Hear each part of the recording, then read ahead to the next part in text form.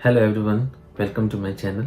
आज हम लोग डिस्कस करने वाले हैं freelancer versus agency for digital marketing. कब आपको एक फ्रीलांसर हायर करना चाहिए और कब आपको एक एजेंसी की जरूरत पड़ेगी, आज इसके बारे में डिस्कस करते हैं। फ्रीलांसर एंड एजेंसी दोनों को हायर करने के अपने अलग अलग बेनिफिट हैं, तो मैं एक फ्रीलांसर को हायर करने के प्रोस एंड कॉन्स के बारे में पहले बताता हूँ, फिर हम लोग एजेंसी के बारे में बात करेंगे। फ्रीलांसर को हायर करना काफी कॉस्ट इफेक्टिव होता है।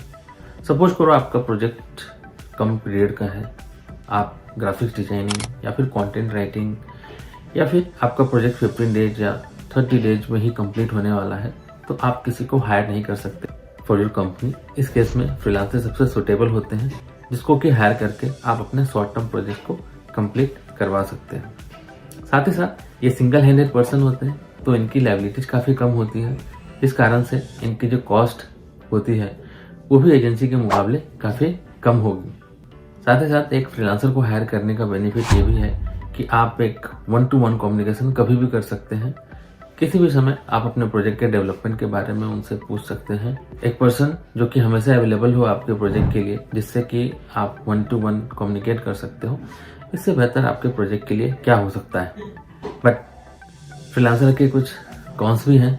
फ्रीलांसर के साथ सबसे बड़ी इशू होती है कि इनको एक मंथली प्रोजेक्ट चाहिए होता है। हर फ्रीलांसर को एक नंबर ऑफ प्रोजेक्ट्स हर महीने मिलना बहुत मुश्किल होता है। इन केस आपने ऐसे फ्रीलांसर को अपना प्रोजेक्ट दिया जिसके पास सिर्फ आपका प्रोजेक्ट है, जितना अमाउंट आप दे रहे हो उससे उसका जो एक्सपेंसेस हैं वो अगर कवर नहीं हो रहे हैं, तो आफ्टर 1 or 2 मंथ ही में क्विट द फ्रीलांसिंग वर्क और वो शायद जॉब में स्विच कर जाए। तो एक स्टेबिलिटी इशू हमेशा रहती है एक फ्रीलांसर को हायर करते वक्त। तो आपको जब भी एक फ्रीलांसर हायर करना चाहिए, एक एक्सपीरियंस बंदा हायर करना चाहिए, एक किसी प्लेटफॉर्म से हायर करना चाहिए जो कि आपको एक स्टेबिलिटी दे। ये पर्सन काफ़ी दिनों से फ्रीलांसिंग कर रहा है और आगे भी आपको सर्विस देता रहेगा। दूसरी इशू है फ्रीलांसर के साथ कि ये सिंगल हैंडेड पर्सन होते हैं, इनके पास टीम नहीं होती। तो अगर कल को आपका प्रोजेक्ट बड़ा होता है, आपको कुछ अदर सर्विसेज की रिक्वायरमेंट होती है, तो शायद ये उसके लिए फिजिबल ना हो उस प्रोजेक्ट को कंप्लीट करने के लिए। उस केस में आपको बीच में ही अपने प्रोजेक्ट को ड्रॉप करना होगा इनके साथ और फिर किसी दूसरे फ्रीलांसर को हायर करना होगा। ये प्रोसेस आपका चलता रहेगा। एक फ्रीलांसर के पास अपनी एक लीगल पहचान नहीं होती है। अगर किसी भी तरीके के कुछ लीगल कॉन्सिक्वेंसेज होते हैं जिसमें आपको अपना रिफंड चाहिए होता है, उस केस में आपको प्रॉब्लम आ सकती है, क्योंकि फ्रीलांसर एक लीगल फाउंडेशन नहीं है, जिस कारण से आपको प्रॉब्लम हो सकती है रिफंड लेने में। चलिए नेक्स्ट बात करते हैं एजेंसी की। एक डिजिटल मार्केटिंग एजेंसी के पास सबसे पहला बेनिफिट होता है, डिजिटल मार्केटिंग एजेंसी की अपना एक लीगल नेम होता है जो कि लाइबल होती है आपके किसी भी सर्विसेज को करने के लिए टर्म्स एंड कंडीशन के अकॉर्डिंग। अगर वो सर्विसेज कंप्लीट ना करे तो you can ask for refund any time. तो आपका पैसा एक सुरक्षित जगह पे होता है जहाँ से कि आप कभी भी अपने सर्विस को टर्मिनेट करके बाकी के रिफंड वापस ले सकते हैं। दूसरा, अगर आपका प्रोजेक्ट कल को एक्सपेंड करता है और आपको अदर सर्विसेज की जरूरत होती है, तो एजेंसी के पास एनफ रिसोर्सेज होते हैं जो कि आपके प्रोजेक्ट के एक्सपेंशन के लिए जितने भी रिसोर्सेज लगेंगे वो एलोकेट हो सकता है और सेम कंपनी आपको अदर सर्विसेज भी प्रोवाइड कर सकती है एज एजेंसी।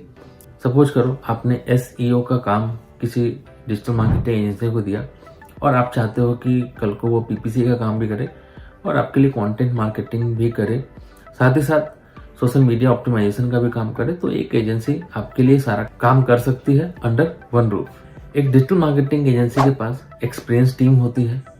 ये experience team 15 years, 20 years, 10 years, 5 years, 1 year, कितने की भी हो सकती है। एक पूरी टीम आपके प्रोजेक्ट के लिए डेडिकेटली वर्क करती है, जिसमें कि आपके प्रोजेक्ट के लिए जो एक डिजिटल मार्केटिंग स्ट्रेटजी बनती है, इसके लिए पूरी हिरार्की उसके अंदर वर्क करती है, तब जाके कहीं वो मार्केटिंग स्ट्रेटजी सक्सेसफुल होती है। डिजिटल मार्केटिंग एजेंसी का हर एक बंदा एक अलग अलग स्किल सेट के साथ बैठा होता है।